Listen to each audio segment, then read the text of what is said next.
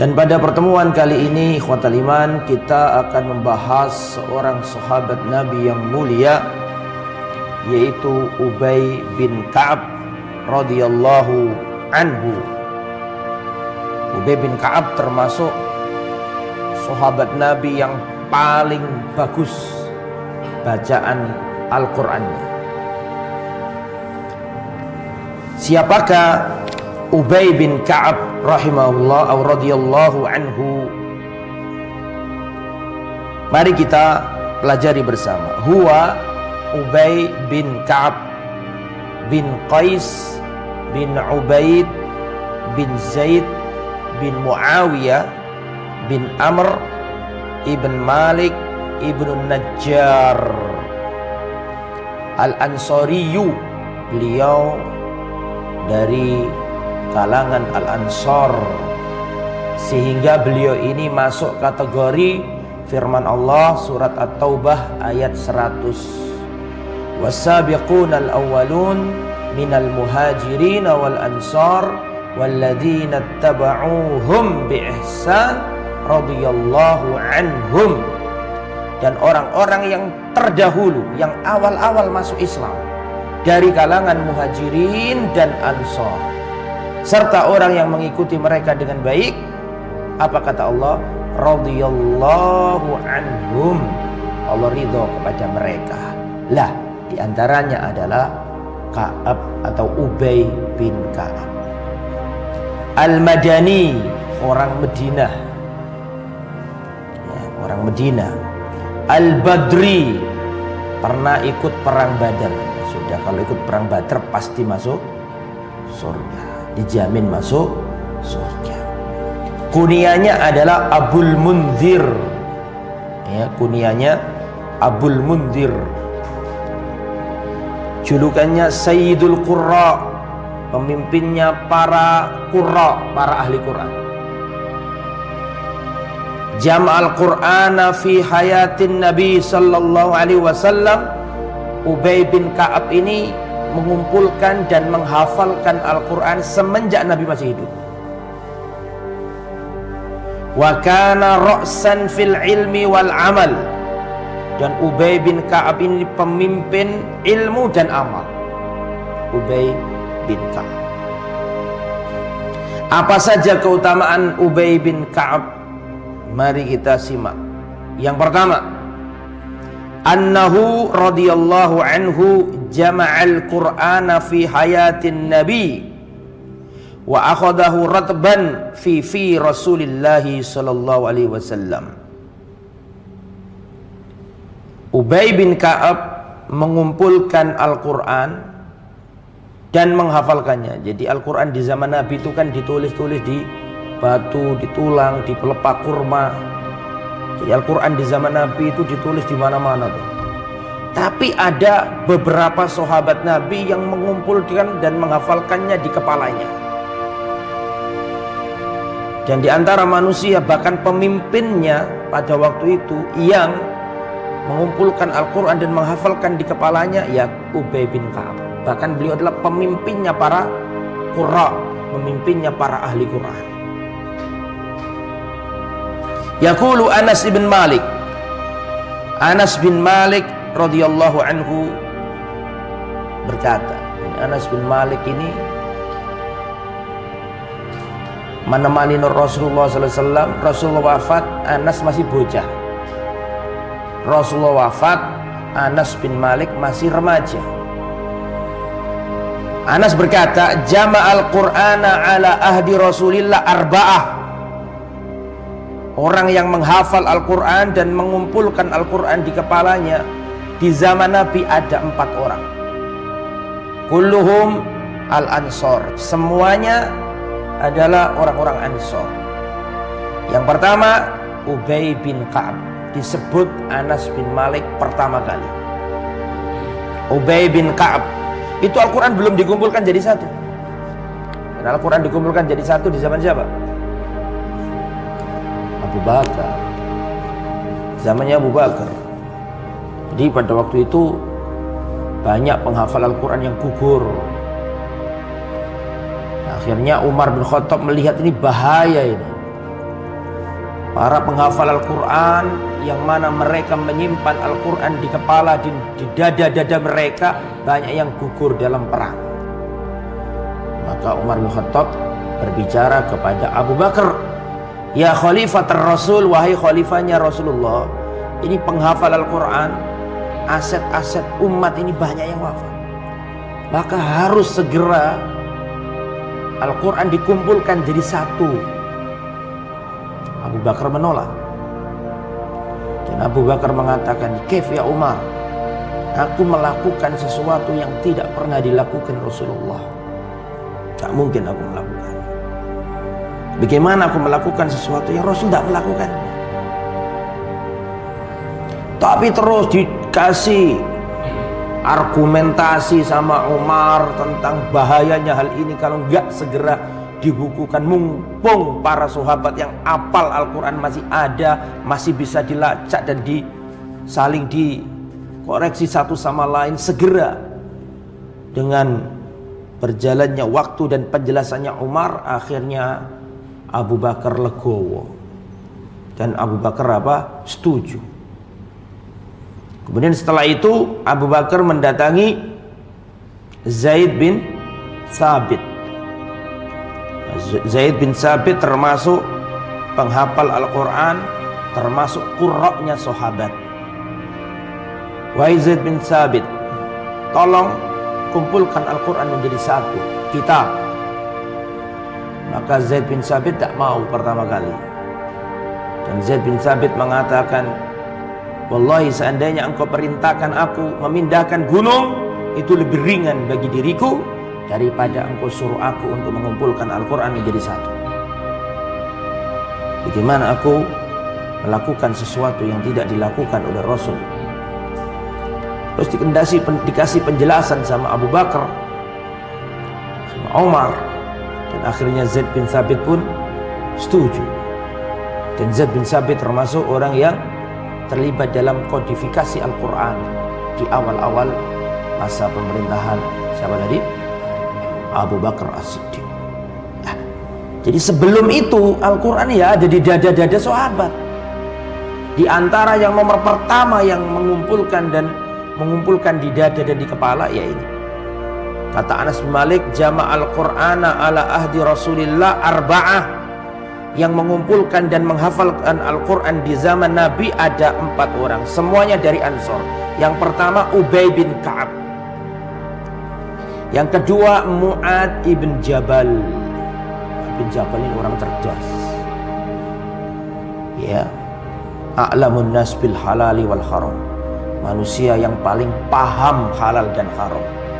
Makanya Mu'ad bin Jabal diperintahkan Nabi untuk menjadi ulama, dikirim kemana? Ke negeri Yaman. Ke negeri Yaman. Yang ketiga Zaid bin Thabit, ya tadi itu yang diperintahkan Abu Bakar tadi. Yang nomor 3 Zaid bin Thabit. Yang nomor 4 Abu Zaid. Qila li Anas, Anas ditanya, man Abu Zaid? Siapa Abu Zaid itu? Nah, kalau Ubay bin Ka'ab banyak yang tahu, Mu'ad bin Jabal banyak yang tahu, Zaid bin Thabit banyak yang tahu. Terus siapa Abu Zaid itu? Maka beliau baca, akhadu umumati, salah satu di antara paman-pamanku. Jawab siapa tadi? Anas bin Malik. Hadis riwayat Imam Bukhari. Wa qala sallallahu alaihi wasallam, khudul Qur'ana min arba'ah. Kata Rasulullah, ambillah Al-Quran dari 4 orang. Abdullah bin Mas'ud, Salim Maula Abi Hudzaifah, Mu'ad ibn Jabal, dan Ubay bin Ka'ab. Ini memang para ahli Quran, qurra'nya sahabat. Fa Ubay radhiyallahu anhu khifduhu fi sadrihi kamilan. Ubay bin Ka'ab ini hafalannya ada di dadanya sempurna. Min fi Rasulillah, diambil dari lisannya Rasulullah sallallahu alaihi wasallam. Ubay bin Ka'ab pernah berkata, anna Rasulullah sallallahu alaihi wasallam shalla bin nasi fataraka ayatan. Sesungguhnya Rasulullah sallallahu alaihi wasallam pernah sholat dengan manusia, ngimami sholat. Fataraka ayatan, maka Rasulullah meninggalkan sebuah ayat, melupakan satu ayat. Faqala ayyukum akhadha alayya syai'an min qiraati. Setelah sholat, jadi Rasulullah itu ada lupa satu ayat gitu, atau meninggalkan satu ayat. Setelah sholat Rasulullah kayaknya tahu lah, ini kayaknya ada yang kurang. Maka Rasulullah mengatakan, ayyukum akhadha alayya syai'an min qiraati. Siapakah di antara kalian yang mengambil sesuatu atas bacaanku tadi? Artinya siapakah di antara kalian yang tahu ada sesuatu dari bacaanku tadi? Kata Ubay, ana ya Rasulullah. Aku ya Rasulullah. Tarakta ayata kadza wa kadza. Panjenengan tadi melupakan atau meninggalkan. Karena taroka itu artinya bisa lupa. Ya, bisa meninggalkan, bisa lupa. Misalnya, mana tasmu? Taraktu, aku tinggalkan di rumah. Maksudnya aku melupakannya. Faqala Ubay, ana ya Rasul, aku ya Rasulullah, aku yang tahu bahwa ada sesuatu dalam bacaan panjenengan tadi. Tarakta ayata kadza wa kadza, panjenengan meninggalkan ayat ini dan ayat ini. Faqala Rasulullah sallallahu alaihi wasallam, qad alimtu, aku tahu. In kana ahadun akhadhaha alayya fa innaka anta huwa. Seandainya ada orang yang bisa mengoreksi atau mengetahui sesuatu dari bacaanku tadi, niscaya engkau orang. Rasulullah sudah bisa nebak. Ini paling nanti yang tahu ini siapa? Ubay bin Ka'ab. Ada dua sahabat yang namanya sering keliru, Ka'ab bin Malik sama Ubay bin Ka'ab. Kalau Ka'ab bin Malik itu yang ketinggalan perang, yang diboikot Nabi selama berapa? 50 hari, itu yang Ka'ab bin Malik. Kalau ini yang Ubay bin Ka'ab. Itu menunjukkan kuat hafalannya. Sallan Nabi sallallahu alaihi wasallam al-fajr yauman. Rasulullah pernah mengimami salat fajar. Salat fajar itu salat subuh. Fataraka ayatan, kemudian beliau melupakan sebuah ayat, meninggalkan satu ayat. Falamma shalla qal, ketika Rasulullah sholat, Rasulullah berkata, afil qaumi Ubay bin Ka'ab, apakah di antara jamaah ini ada Ubay bin Ka'ab? Qala Ubay, ya Rasulullah, ya Rasulullah. Jadi setelah selesai sholat, Rasulullah ngomong. Jadi Rasulullah dalam sholatnya itu merasa ada sesuatu yang kurang pas begitu. Kemudian setelah sholat, Rasulullah berkata, afil qaumi Ubay bin Ka'ab, apakah di antara orang yang sholat jamaah ini ada Ubay bin Ka'ab? Ya Rasulullah. Akhirnya Ubay berkata, ya Rasulullah, nusikhat ayatu kadza wa kadza aw nasitaha. Ya Rasulullah, ayat yang kesekian itu dihapus atau kapan jenengan lupa? Faqala nusituha, aku dilupakan dengan ayat itu. Berarti gak dihapus, cuma Rasulullah kelewat itu. Terus diingatkan sama siapa? Ubay bin Ka'ab. Itu berarti satu, Rasulullah itu manusia. Buktinya beliau apa? Ada lupanya. Rasulullah bisa lupa karena beliau itu, makanya perhatikan, Rasulullah itu kan statusnya dua. Pertama Abdullah, yang kedua wa Rasul. Rasulullah itu hamba Allah dan Rasul Allah. Dikatakan hamba Allah berarti beliau bukan Tuhan. Berarti beliau menyimpan sisi insaniyah, kan gitu kan? Tidur, lupa, sakit, nikah, kan gitu kan? Istirahat, makan, minum. Karena beliau itu abdun, hamba. Tapi di sisi lain beliau juga Rasul. Nah, Rasul inilah yang membedakan beliau dengan manusia yang lainnya. Berarti beliau mendapatkan apa? Wahyu. Nah, jadi Rasul juga bisa lupa. Rasulullah pernah setelah sholat, Rasulullah pernah sholat asar cuma 2 rakaat aja. Pernah dengar? Tidak safar, tidak sedang turun hujan. Artinya tidak sedang dalam keadaan yang membolehkan orang itu apa? Qasar. Tapi Rasulullah pernah sholat asar itu 2 rakaat. Setelah selesai sholat, ya para sahabat ya nurut gitu aja, sampai salam ya nurut, ya dikira ini sesuatu yang beda atau gimana. Terus ada seorang sahabat Nabi yang mengatakan, ya Rasulullah, aku siratis sholat, apakah sholat ini sekarang lagi dikosor? Kata Rasulullah, bener tak omongan inti ini? Iya ya Rasul, 2 rakaat panjenengan tadi itu. Akhirnya Rasulullah berkata ke sahabat yang lain, apakah benar ucapannya Dzul Yadain ini? Benar ya Rasulullah, panjenengan tadi sholat 2 rakaat. Akhirnya Rasulullah mengatakan ke sahabat, ayo kita tambah lagi 2 rakaat. Baru Rasulullah sujud apa? Sujud sahwi. Itu bagian dari pensyariatan. Rasulullah ngajari kalau lupa itu begini loh solusinya. Jadi Rasulullah juga pernah lupa. Nah, Rasulullah juga pernah apa? Pernah lupa. Tapi Rasul bukan pelupa. Paham ya? Rasulullah pernah lupa, tapi Rasulullah bukan pelupa. Beda kan? Konotasinya kan beda. Lupa dengan apa? Pelupa. Kalau pelupa ini memang senengane lali, ini beda. Senengane lupa ya.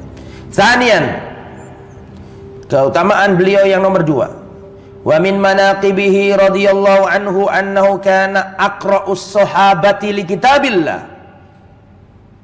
Keutamaan beliau nomor 2, beliau adalah sahabat Nabi yang paling ahli Quran. Bal huwa sayyidul qurra. Bahkan beliau adalah pemimpinnya al-qurra. Al-qurra itu ahli bacaan Quran. Pemimpinnya qurra. Sayyidul qurra, pemimpinnya para ahli Quran, yaitu Ubay bin Ka'ab. Rasulullah SAW pernah bersabda, arhamu ummati bi ummati Abu Bakar. Manusia yang paling penyayang terhadap umatku adalah Abu Bakar. Umatku yang paling rahmat, paling penyayang, paling lembut, paling santun kepada umatku Abu Bakar. Wa asyaddahum fi dinillahi Umar. Dan di antara umatku yang paling tegas adalah siapa? Umar. Wa asdaqum hayaan. Dan umatku yang paling pemalu adalah Utsman. Utsman paling pemalu. Dan Rasulullah juga paling sungkan sama Utsman daripada yang lain. Saya ceritakan dulu itu. Rasulullah pernah dalam suatu kondisi yang terbuka, sebagian kaki beliau terbuka. Rasulullah santai-santai di rumahnya Aisyah. Datang Abu Bakar minta izin masuk, Rasul tetap dalam kondisinya, tidak diubah posisinya, tetap. Terus datang Umar, Rasulullah tetap pada posisinya, tidak mengubah sikapnya, sama. Tapi ketika Utsman yang datang, assalamualaikum, langsung Rasulullah rapi-rapikan diri. Langsung Rasulullah merapikan diri. Karena Rasulullah sungkan sama siapa? Karena ditanya sama Aisyah, ya Rasulullah, tadi Abu Bakar datang, panjenengan biasa aja. Tadi Umar datang, panjenengan biasa aja. Tapi ketika Utsman datang, panjenengan langsung rapi-rapi menutup sesuatu yang sebelumnya terbuka. Kata Rasulullah SAW, bagaimana aku tidak malu kepada seorang yang malaikat Jibril aja malu kepadanya. Utsman bin Affan, mantunya Rasulullah 2 kali. Betul kan? Pertama dinikahkan sama Ruqayyah. Ruqayyah wafat setelah perang Badar atau ketika perang Badar. Makanya Utsman gak ikut perang Badar. Karena waktu berangkat tuh, kata Rasulullah, Utsman, kamu jangan ikut, kamu temani putriku. Karena pada waktu Ruqayyah sedang apa? Kemudian, makanya itu orang-orang yang gak senang sama Utsman mengkritik Utsman karena Utsman dianggap gak pernah ikut perang Badar. Padahal Utsman gak ikut perang Badar justru karena menjalankan perintah Nabi untuk merawat putri Nabi. Bahkan setelah perang Badar selesai, Utsman dikasih bagian ghanimah. Seakan-akan Utsman ikut apa?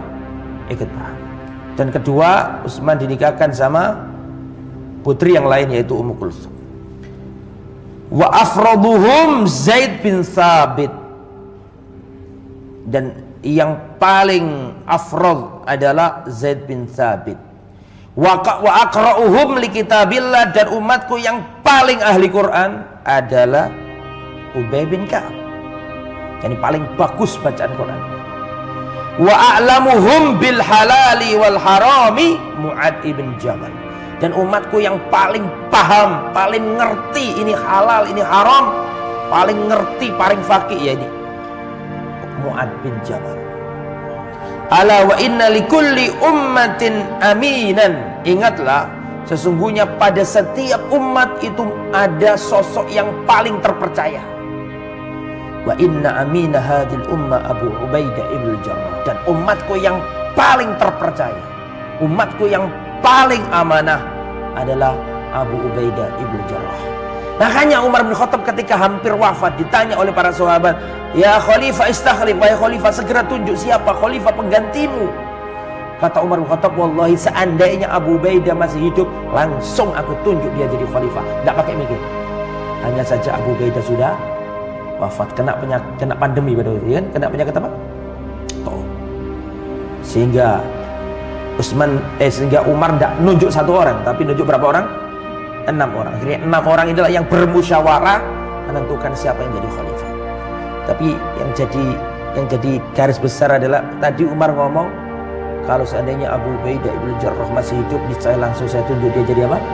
Khalifah. Karena aku pernah mendengar Rasulullah berkata, manusia yang paling amanah terpercaya dari kalangan umat ini adalah Abu Ubaidah ibn Jarrah.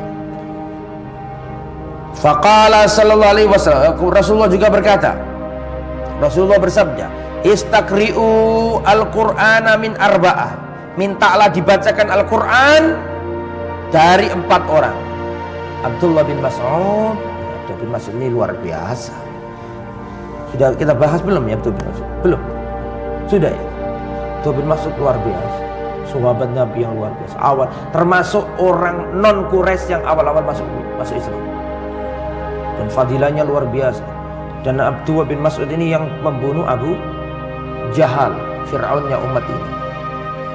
Wa Salim maula Abi Hudzaifah. Salim maula Hudzaifah ini sahabat yang dulu saya ceritakan ke panjenengan itu loh.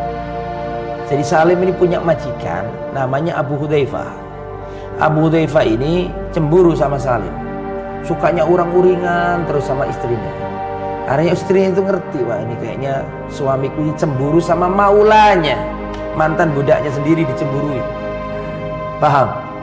Terus akhirnya wanita ini namanya Sahla, istrinya Abu Hudzaifah ini Sahla. "Ya Rasulullah, saya melihat di wajahnya," siapa tadi? Abu Hudzaifah itu ada sesuatu, cemburu dengan mantan budaknya sendiri. Bagaimana solusinya? Kata Rasulullah, "Berikan air asimu kepada mantan budakmu itu." Masih ingat kisahnya itu? Lupa? Ingatlah yang ingat, lupalah yang lupa.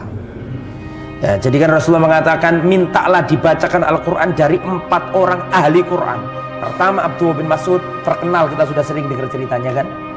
Yang kedua Salim maula Abi Hudzaifah. Jadi Salim ini dulu budaknya Abu Hudzaifah, gitu loh ceritanya.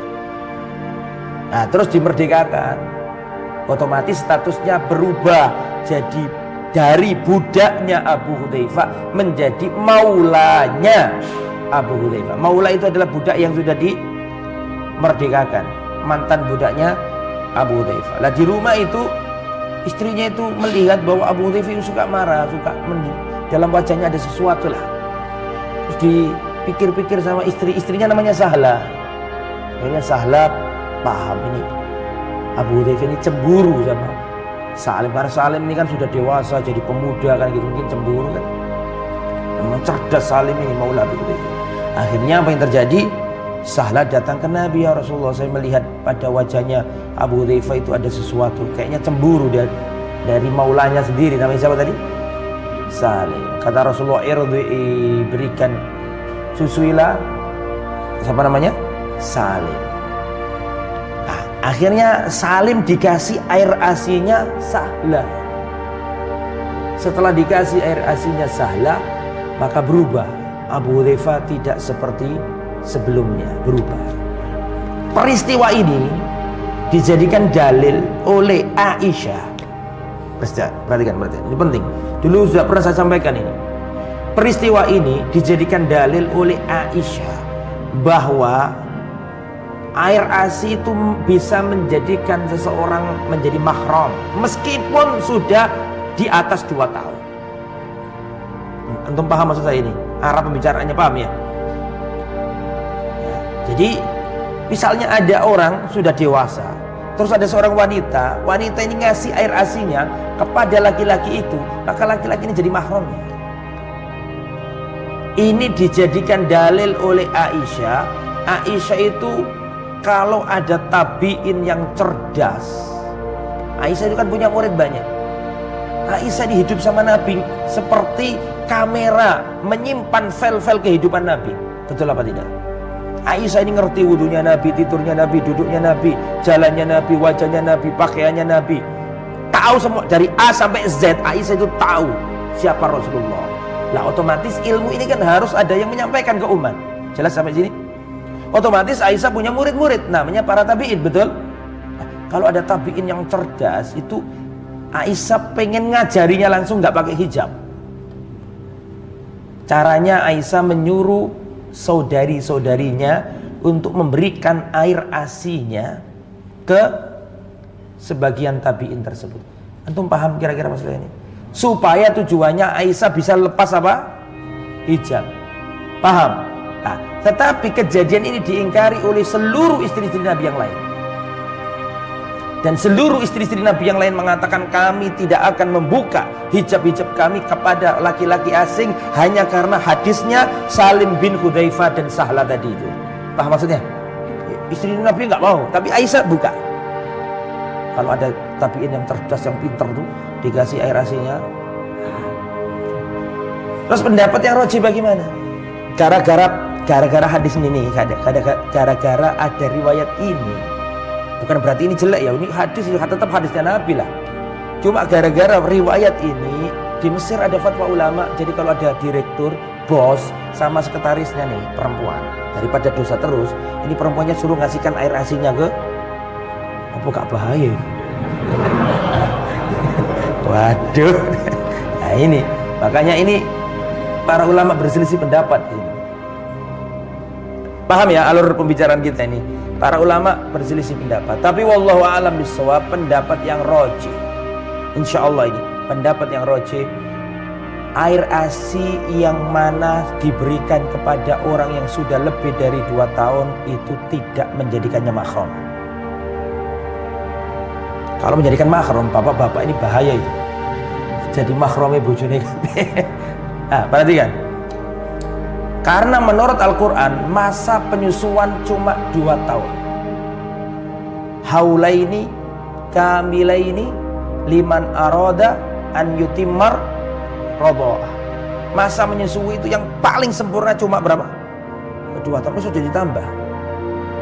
Dan riset membuktikan bahwa air ASI-nya wanita itu bisa mempengaruhi pertumbuhan dan perkembangan bocah itu kalau bocah itu di bawah 2 tahun. Itu yang akan membentuk dagingnya.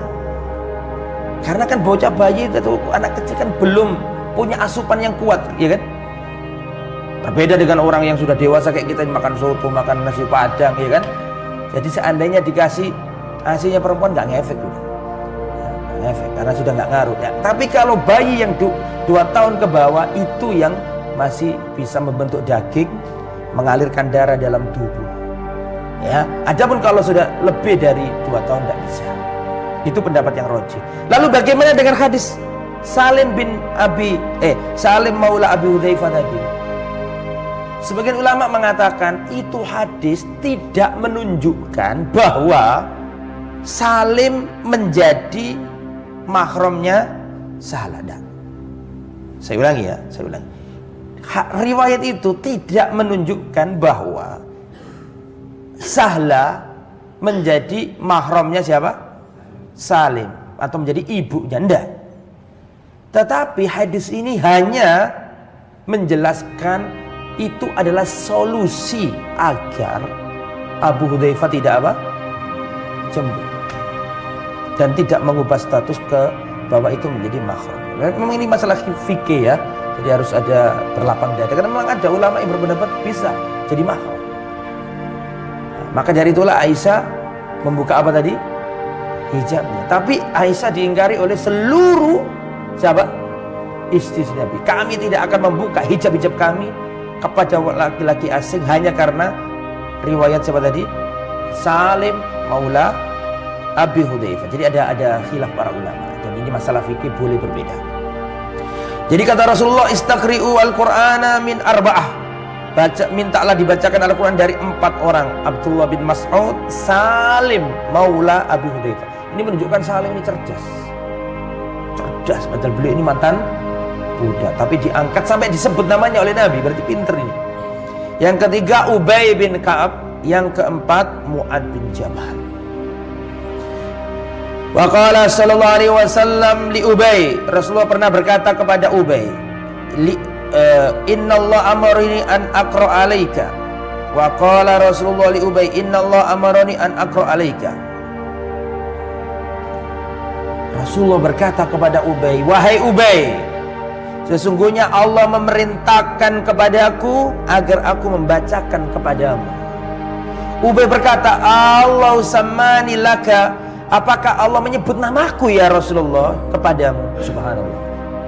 Jadi Rasulullah itu ngabari Ubay, Ubay, aku ini diperintahkan Allah untuk membacakan sesuatu. Rasulullah kalau dapat wahyu kan disampaikan ke siapa? Para sahabat. Tapi kalau Al-Quran itu harus mutawatir, gak boleh satu orang dua orang, harus mutawatir. Al-Quran itu dari Al-Fatihah sampai Qul a'udzu birabbin nas semuanya mutawatir, tidak ada yang ahad. Paham ya? Nah, tapi kan di antara sahabat itu ada yang sebagian sahabat yang memang benar-benar bagiannya bagian Quran, seperti suruh nulis, suruh ngingat gitu. Ada yang namanya sekretaris wahyu, kan gitu kan? Oke. Sesungguhnya Allah memerintahkan aku untuk membacakan kepadamu, wahai Ubay. Kaget Ubay. Ya Rasulullah, Allahu samani laka. Apakah Allah menyebut namaku? Ubay begitu. Allah sendiri yang mewahyukan kepadamu dan menyebut namaku Ubay. Apakah demikian ya Rasulullah? Kata Rasulullah, Allahu samakali. Iya betul. Allah telah menyebut namamu. Allah telah apa? Menyebut namamu.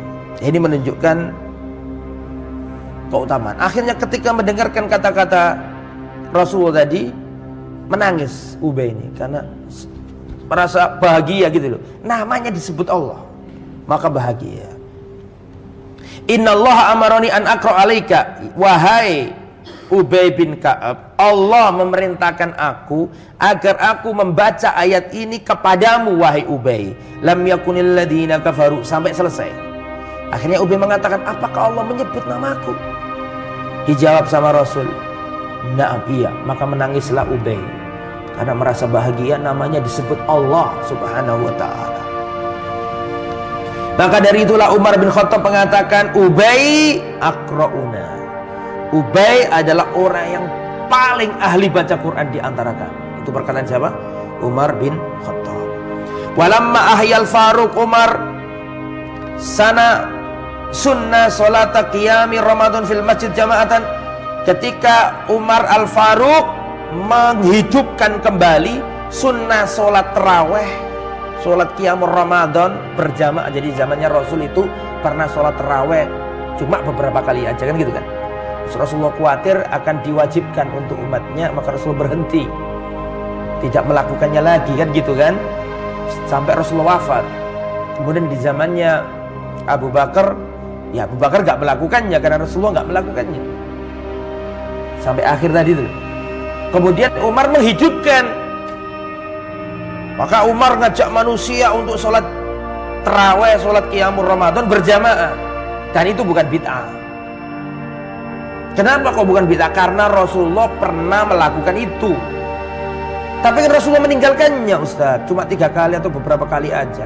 Rasulullah meninggalkannya itu karena khawatir turun ayat dari langit untuk mewajibkan sholat tarawih menjadi wajib untuk umatnya. Rasulullah takut, kasihan umatnya kalau wajib. Sedangkan wafatnya Rasulullah sudah nggak mungkin lagi ayat itu turun mewajibkan sholat malam. Bisa dipahami ya? Nah, akhirnya apa yang terjadi? Ya sudah, akhirnya Umar menghidupkan kembali sunnah ini. Kumpul semua orang-orang kumpul. Wa amara Ubay bin Ka'ab an yusalli linnas 11 rakaah. Akhirnya Umar memerintahkan Ubay bin Ka'ab untuk sholat ngimami manusia sholat Ramadan 11 rakaat. 11 rakaat. 11 rakaat. Wa kana Ubay yaqra'u bil mi'ain hatta kana alladhi khalafu ya'tamiduna 'ala al-'asi min tulil qiyam. Jadi Ubay ini membaca sangat panjang sampai makmumnya itu bawa tongkat terus sandaran gini, saking lamanya bacaannya. Kemudian keutamaan yang nomor 3, wa min manaqibihi allamahul ilmuhul katsir alladzi ta'allamahu min Rasulillah. Keutamaan beliau yang nomor 3 adalah banyaknya ilmu beliau yang dapat dari Rasulullah secara khusus. Yaqulu Ubay bin Ka'ab. Ubay bin Ka'ab berkata, qala Rasulullah sallallahu alaihi wasallam, ya Aba Mundir, ya Abul Mundir, atadri ayya ayatin min kitabillahi ma'aka a'dham. Jadi Ubay bin Ka'ab ini sering dapat ilmu khusus dari Nabi. Dan Rasulullah berkata, hei Abul Mundir, tahu nggak kamu ayat di dalam Al-Quran yang paling agung? Maka Ubay bin Ka'ab menjawab, Allahu wa rasuluhu a'lam. Allah dan Rasulnya yang lebih tahu. Jadi begini, perhatikan saya.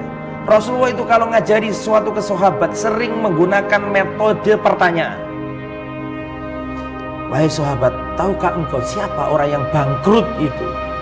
Para sahabat mengatakan orang yang bangkrut ya Rasulullah adalah orang yang tidak punya dirham, tidak punya dirham. Orang yang bangkrut ya Rasulullah adalah orang yang nggak punya kekayaan ini itu. Kata Rasulullah, bukan itu orang bangkrut itu. Orang bangkrut yang sesungguhnya adalah orang yang di dunia membawa amalan yang banyak, tapi di akhirat ternyata amalan itu apa? Sirna, hilang. Dia memukul ini, mendolimi ini, ngerasani ini, sampai amalannya. Itu orang yang bangkrut.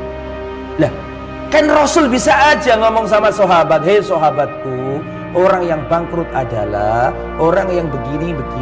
Kan bisa saja Rasulullah langsung begitu. Tapi Rasulullah nggak menggunakan metode itu. Rasulullah menggunakan metode apa tadi? Pertanyaan. Tahukah kalian siapa orang bangkrut? Karena dengan pertanyaan itu orang akan mikir gitu. Kalau sudah mikir berarti mereka konsentrasi. Kalau sudah konsentrasi berarti mereka sudah siap diberi ilmu. Nah, di antara metode Rasulullah adalah memberi pertanyaan dulu supaya diingat-ingat betul oleh sahabat. Dan kebanyakan sahabat menjawab Allahu wa rasuluhu a'lam. Allah dan Rasulnya.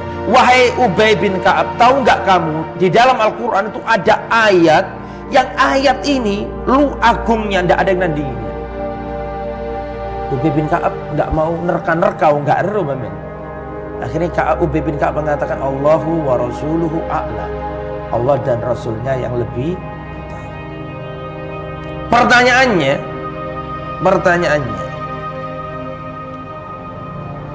kita tinggalkan sejenak riwayat ini. Boleh nggak kita di zaman sekarang ini kalau ditanya orang terus kita jawab Allahu wa rasuluhu a'lam? Ataukah kita cukup menjawab Allahu a'lam titik karena Rasul sudah wafat? Ubay bin Ka'ab ketika ditanya oleh Nabi dan dia nggak tahu jawabannya, maka Ubay bin Ka'ab mengatakan Allahu wa rasuluhu a'lam karena Rasul masih hidup. Rasul ada di depannya. Nah sekarang kita ini Rasul sudah wafat, ditanya orang kita nggak tahu jawabannya, boleh nggak kita jawab Allahu wa rasuluhu a'lam? Boleh nggak seperti itu? Ataukah cukup kita baca Allahu a'lam titik? Boleh nggak? Allah wa rasuluhu a'lam.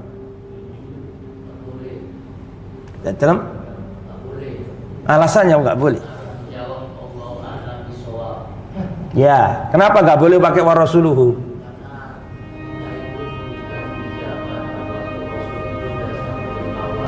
Masya Allah. Ada yang lain jawabannya? Kalau kita ditanya orang, Ustadz bagaimana hukumnya ini? Ustadz atau Mas ini bagaimana?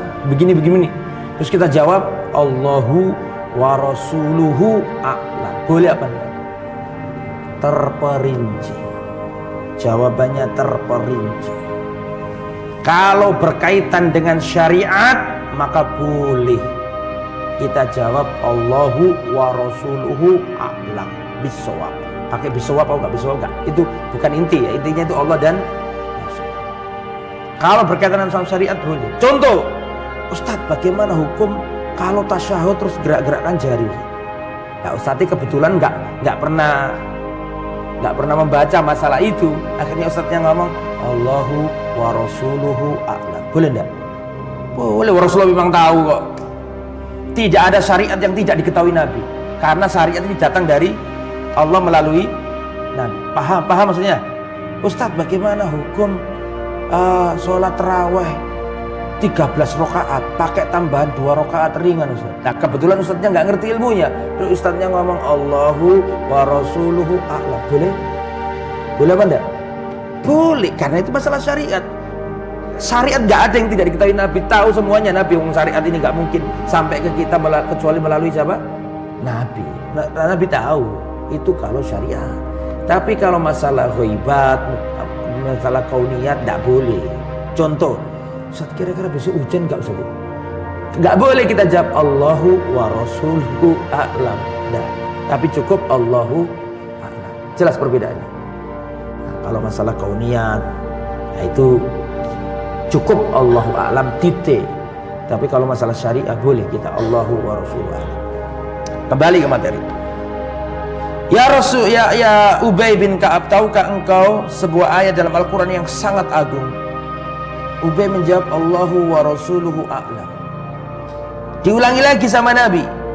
Ya Abal Mundir, atadri ayya ayatin min kitabillahi ma'aka Allah. Wahai Ubay bin Ka'ab, tahukah kamu sebuah ayat di dalam Al-Quran yang kamu hafal itu yang paling agung? Akhirnya dijawab. Karena ditanya pertama menjawab Allah wa Rasul a'lam. Ditanya lagi sama Nabi, akhirnya dijawab. Jawabannya begini, Allahu la ilaha illa huwal hayyul qayyum. Nah, inilah ayat yang teragung menurutku ya Rasulullah. Maka Rasulullah sallallahu alaihi wasallam memukul dadanya siapa tadi? Ubay. Artinya apa? Membenarkan. Berarti ayat yang paling agung ayat apa? Ayat kursi. Berarti benar nggak jawabannya Ubay bin Ka'ab? Benar. Itu cerdasnya Ubay bin Ka'ab. Kemudian ikhwatal iman rahimakumullah, amsilatu ala ilmihi, termasuk yang menunjukkan ilmunya Ubay bin Ka'ab. Qala Samurah bin Jundab, kanat li Rasulillah saktatani fi salatihi, wa qala Umran bin Husain ana afaduhuma an Rasulillah, fakatabu fi dhalika ila Ubay bin Ka'ab yas'aluna anhu, fakataba Ubay inna Samurah qad hafidha. Wa qala Ubay bin Ka'ab naza'ani Umar ibn Khattab fil mutawaffa anha. Ya.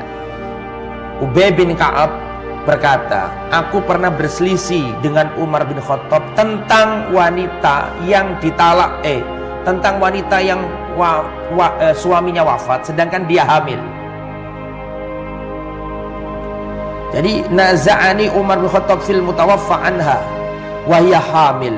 Jadi aku pernah diselisih Umar bin Khattab tentang status wanita yang ditinggal mati suaminya sedangkan wanita ini sedang hamil.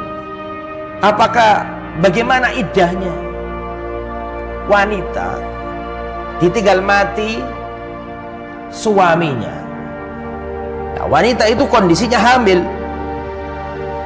iddahnya itu berapa? Karena ada dua hal di sini. Satu, dia hamil. Dua, dia ditinggal mati suaminya. Kalau dari sisi wanita ini ditinggal mati suaminya, maka iddahnya berapa sih? Arba'ata asyuri wa asyra, 4 bulan 10 hari. Itu kan gitu. Wanita kalau ditinggal mati suaminya, maka iddahnya 4 bulan 10 hari. Arba'ata asyuri wa asyra, 4 bulan 10 hari. Tapi masalahnya dia hamil. Kalau ditinggal mati, hamilnya baru 1 bulan. Yang diambil hamilnya, iddah hamil sampai melahirkan, atau 4 bulan 10 hari. Pak, bisa dipahami saya? Mereka ada dua hal yang perlu dibahas di sini. Status dia iddah sebagai wanita hamil, status dia sebagai wanita yang ditinggal mati oleh suaminya. Kalau ditinggal dari sisi jandanya, ditinggal mati 4 bulan 10 hari. Tapi kalau dilihat karena dia hamil, maka sampai dia melahirkan. Pertanyaannya, ada wanita ditinggal mati suaminya dan kondisinya lagi hamil 1 bulan. Apakah 4 bulan 10 hari langsung dia boleh nikah? Ataukah dia nunggu masa hamilnya sampai lahiran, berarti 9 bulan? Yang mana? Yang mana? Melahirkan. Oke, itu kasus pertama. Sekarang saya balik. Kalau ada seorang wanita ditinggal mati suaminya, sedangkan umur janinnya, wanita itu sedang hamil, umurnya 9 bulan 9 hari, suaminya wafat, kaget, akhirnya kontraksi lahiran. Nah, ayo gimana masa iddahnya? Hah? Saya ulangi ya, wanita ini hamil tua, hampir lahiran, ternyata suaminya kecelakaan misalnya. Oh, kaget dia, dikabari, mbak suaminya jenengan wafat. Nanti yang wafat duluan daripada lahirannya kan wafat duluan kan, karena kena kabar yang begitu akhirnya kontraksi lahiran. Iddahnya wanita ini apakah 4 bulan 10 hari, ataukah ya karena sudah lahirannya sudah besok, bahkan setelah lahiran keluar dari rumah sakit langsung boleh nikah? Yang mana? Melahirkan. Dan misalnya ada seorang laki-laki punya istri hamil tua, terus dirinya mati, setelah dia mati langsung kira-kira 1 jam berikutnya istrinya lahiran, ya kan, dan sudah keluar anak, maka 1 jam berikutnya wanita sudah boleh nikah. Karena fungsi dari iddah adalah memastikan rahimnya perempuan itu bersih dari laki-laki lain, kan gitu toh. Nah, sedangkan ini gak mungkin ada laki-laki lain yang mana, iddah aja anaknya sudah apa keluar, jadi pasti rahimnya ini apa sudah nggak ada tanamannya orang lain. Cuman boleh nikah tapi nggak boleh dikumpuli, kan masih haid, apa masih nifas. Tapi boleh nikah karena syarat nikah nggak harus wanita itu dalam kondisi suci, kan gitu kan. Nah, itu terjadi perselisihan. Akhirnya yang dirojihkan oleh Ubay bin Ka'ab adalah apa? Ketika bayi itu lahir, kalau bayi itu lahir ya boleh menikah. Nah, terus akhirnya terjadi perselisihan. Akhirnya ada seorang wanita namanya Ummu Tufail, dia berkata Rasulullah telah memerintahkan Subai'ah al-Aslamiyah. Ada dulu wanita namanya Subai'ah al-Aslamiyah, diperintahkan Nabi untuk menikah ketika dia sudah apa? Lahiran. Berarti yang dirojikan yang di sini adalah apa? Ketika lahir. Dan ini benar ucapannya atau yang dipakai oleh Ubay bin Ka'ab. Terus kemudian